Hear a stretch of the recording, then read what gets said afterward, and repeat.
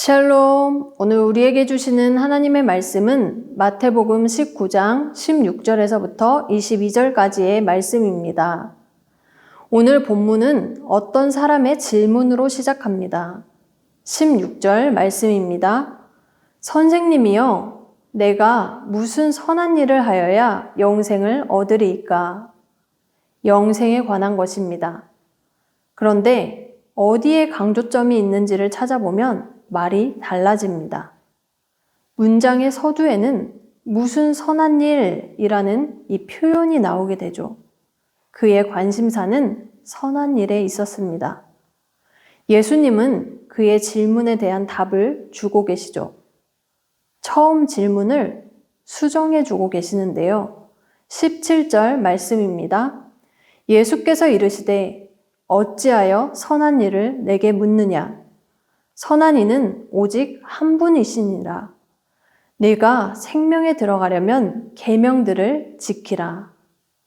분명 그 사람은 선한 일에 대해 물었습니다.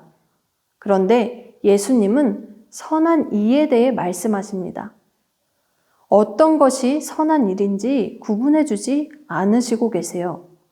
더욱 힘써야 할 선한 일에 대해 알려주지도 않으시고요. 오히려 그에게 하나님에 대해 생각하라고 도전하십니다. 선함은 결코 개인의 공로에 의해 평가되지 않습니다.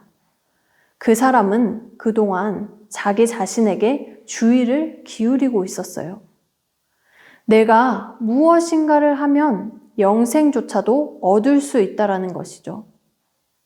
무슨 선한 일을 하여야가 아닌 누구를 만나야 할까요? 질문이 바뀌어야 합니다. 영생은 노력에 의한 성취가 아닙니다. 영생은 만남을 통해 이루어집니다. 영생이 어디로부터 오는지 예수님께서는 말씀해 주고 계시죠. 오늘도 선하신 분과의 이 만남이 이루어지기를 소망합니다.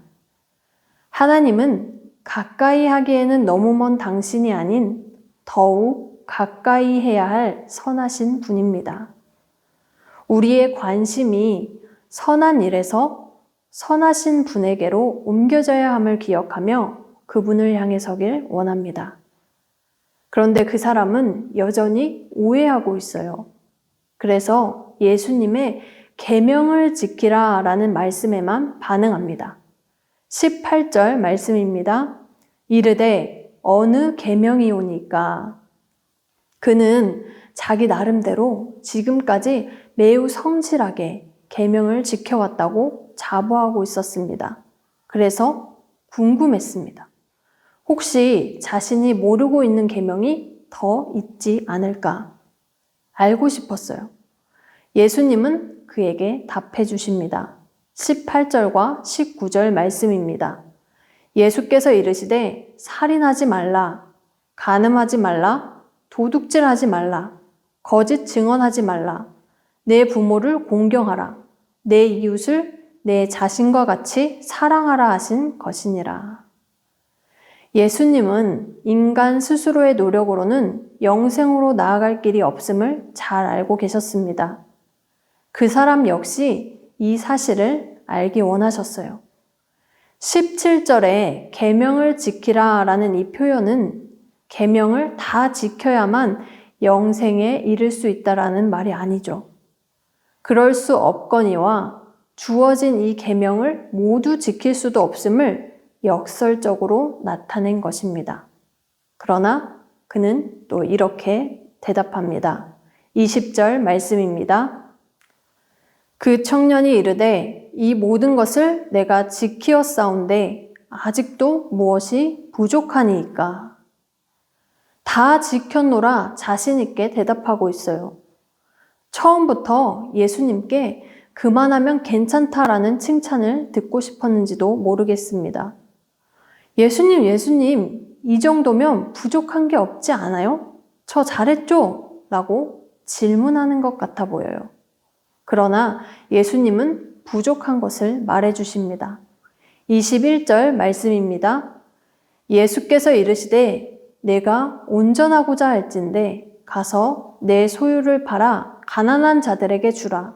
그리하면 하늘에서 보화가 내게 있으리라. 그리고 와서 나를 따르라 하시니. 앞에서 말한 선하신 하나님을 생각하라는 도전의 연속입니다. 그에게 영생으로 나아가지 못하게 하는 장벽이 있음을 폭로하고 계신데요. 그는 돈을 사랑했습니다. 돈은 성취와 자기 노력에 대한 그의 교만을 나타냈던 것이죠. 이만큼 했다라는 선한 일과도 연결되어 있어요. 자세히 보니 그는 예수님께서 인용하지 않았던 제1계명을 어기고 있었습니다. 너는 나 외에는 다른 신들을 내게 두지 말라. 그는 자신이 생각했었던 것과는 달리 진심으로 하나님을 사랑하지 않았습니다. 실제로 그의 많은 소유는 우상이 되고 말았죠. 그에게는 그랬습니다. 그 사람만이 아니라 누구든 그러나 그럴 수 있습니다. 꼭 돈만은 아닐 수 있고요. 돈 대신에 여러 가지가 올 수 있습니다. 그런 그에게 예수님은 너의 과거로부터 돌아서서 나를 따르라 라고 말씀하고 계시죠. 나를 따를 때 그렇게 할 수 있어 라고 하지 않으시고요. 22절 말씀입니다. 그 청년이 재물이 많음으로 이 말씀을 듣고 근심하며 가니라. 그는 끝내 예수님을 따르지 못했습니다. 그 사람은 예수님을 잘 찾아왔습니다.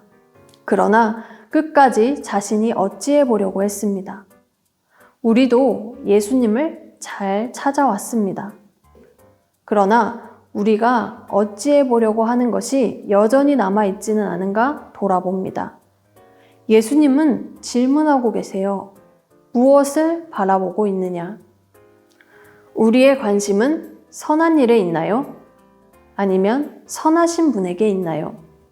우리의 관심이 선한 일에서 선하신 분에게로 옮겨져야 함을 기억하며 그분을 향해 서길 기도합니다.